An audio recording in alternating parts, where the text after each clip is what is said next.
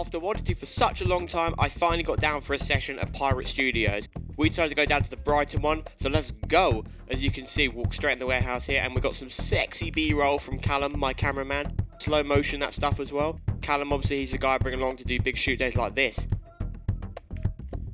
So for anyone that doesn't know, I have a gig coming up in Manchester in a few months. Going to be talking about it a lot more as we get closer to the event. And I had to jump back on the CDJs to make sure I still had the skills on them and I could still mix on them correctly, how I'd improved my technique and all that sort of stuff.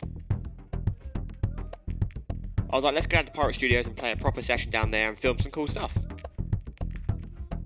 Callum's just got some new camera gear as well, so he's trying out a lot of that in this video. As you can see, I'm just using all the buttons, pressing everything, making sure I've still got the technique down, basically. And Callum's there just filming everything he can, getting all the cool shots, and then I put it into a little video to show you guys just the behind the scenes and the B-roll. On the day, we did shoot a lot of Instagram reels as well, which are coming out over the course of the week. And they were really good, but obviously, because we had a 3-hour session, I was playing everything. So we didn't film it all in terms of like stuff to put out in short form content. That's why all this B-roll's here. So we've cut the speed right down there. As you can see, I'm really trying to work on my crossfader play, cutting white noise in and out, because I love the technique. Some may call it the James hype style, but I just really like the technique, so I try and put it in my sets a little bit more to create cool tension and build up. So for anyone that doesn't know Pirate Studios, basically they are an incredible company that allow you to rent out studios like this for a super affordable price to play on club level gear.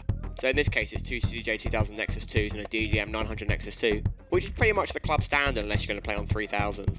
And we played on all of this for a 3-hour session, about £38, which considering all this gear brand new is about £7,000, is pretty damn good. So I would definitely recommend Pirate Studios to any DJs that want to jump on the professional gear at an affordable price. I'm sure you already know about it. If you're in the DJing space or music space generally, you've probably heard of Pirate because they're just such a well-known company. They're an international company. Would definitely recommend, worth checking out. My code will be at the end if you want to sign up with my code and get £15 free credit on your next session.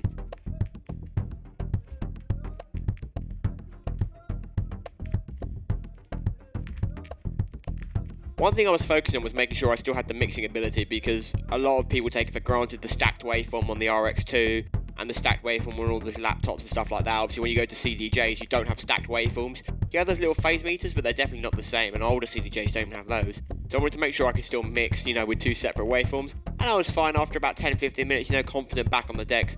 It was all good. What I have realised is I need to remove a lot of my hot cues, because I got so many old hot cued songs from the Serato days that just don't work on CDJs, so I really need to take out my hot cues and start adding memory cues back in and go that way.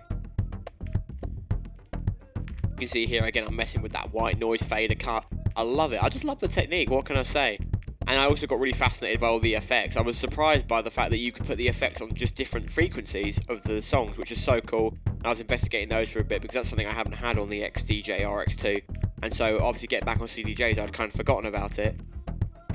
As you can see, we took a lot of stuff that we could slow down. We shot everything in 60 FPS, so going down to 30 FPS still looked nice and smooth. Yeah, there's the mixer. A couple of knobs missing on the mixer, but that doesn't matter because we're playing on the outside 2 channels. And there I am, just vibing, feeling like I'm in the club.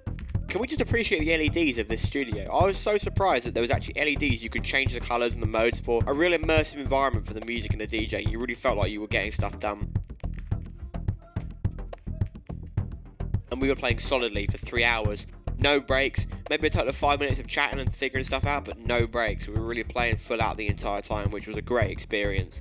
And able to try out some new music on a really good sound system as well. Not the biggest space, so you don't hear the sound over a long distance, but in terms of just hearing the bass and the low end for your own track, brilliant. And obviously we had to drop in that little 360 bit at the end there. It's a classic staple of the gimbal, being able to do a really solid and stable 360 degree. So yeah, that was our experience at Pirate Studios. We will definitely be going back soon. Can't wait to get back in there and drop more sets. There's my code on the screen. If you do want to sign up, get that £15 free credit on your next Pirate Studios session. If you are signing up for the first time, I would definitely recommend it. Get on that pro level gear.